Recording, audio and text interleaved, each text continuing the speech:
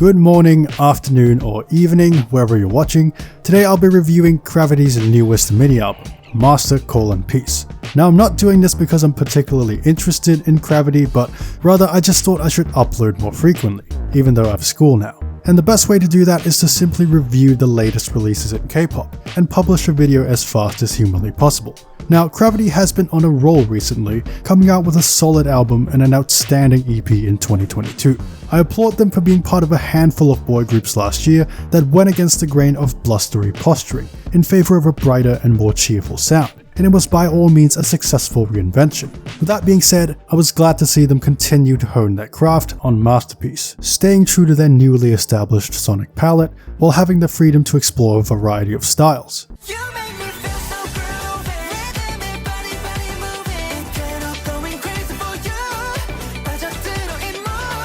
Title track Groovy plays out exactly as the name suggests, utilizing a nimble guitar as the principal driving force, much like TXT's Sugar Rush Ride, although thankfully there is no anticlimactic beat drop to be found. I appreciate how the song cuts to the chase, its verses coasting along with light-footed flair, while the melody shares a similarly satisfying briskness that would certainly be more suited for summertime. The chorus goes big as it should, although from the first few listens I can already tell that it doesn't have as much staying power as the centerpieces in Adrenaline and Party Rock. I would certainly like to see them take more risks on their next title, but even so, it's another clear win for the guys from Starship Entertainment. In IMO, they're currently one of the best performing 4th gen boy groups in the industry. Next we have Fly. The first thing that pops out to me is of course the super robotic, Daft Punk-like vocoder effects in the intro that were instantly captivating, though I was a bit worried that it might have just been a one-off gimmick. Fortunately, it does reappear in the bridge with its very own glorious solo section. The song itself is very enjoyable, harnessing a swag of relentlessly rollicking exuberance that greatly resembles TO1's 2 title tracks from last year. I think the refrains on the song are far more effectual than the ones on Groovy. The upbeat rock energy is just so infectious, like there is no way you can listen to this song without at least bopping your head. There's so many nice touches jam-packed into this cut, like the funky old school synths, the call and response hooks in the second pre-chorus and bridge, the vocoder as well. It's a lot to take in, but there's no doubt that everyone involved did a marvelous job. Get Lifted opens with a neatly syncopated and rhythmic bass line, complete with serviceable rap verses. The melodic pre-chorus provides some brief respite before we are faced with the inevitable.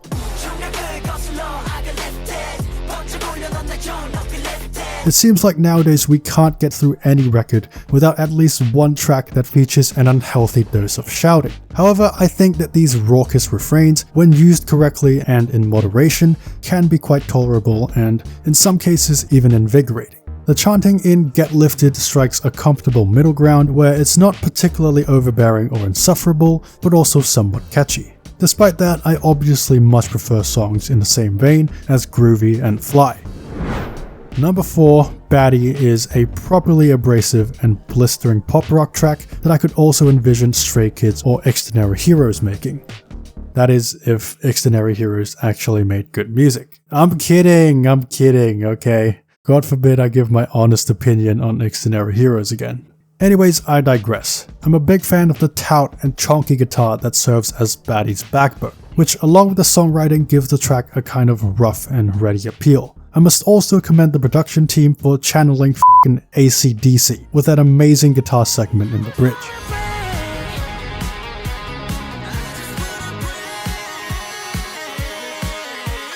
That is top notch. A to Z. My girl Ixie wrote this one. That is an important point that must be addressed. I believe I was thoroughly misled by the highlight medley, which promised an understated yet fluent synthpop track.